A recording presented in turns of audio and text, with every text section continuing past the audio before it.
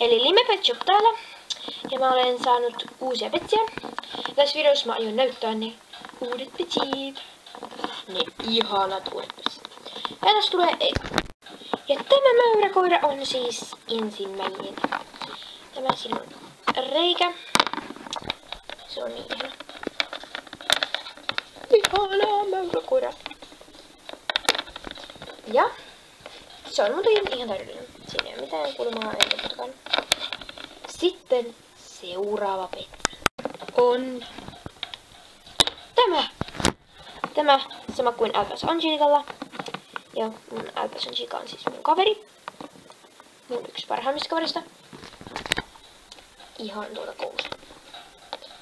Tämä on ihan magneetti. Minkä tässä tuli tää ihana paita mukana. Tääkin on ihan, tässä ei oikein itse asiassa mitään kulmaa. Paitsi tuolla on kyllä yksi piste, mutta se nyt näyttää. Niin. No, kiitos kun katsoit tämän videon ja nähdään seuraavassa videossani. Moikka!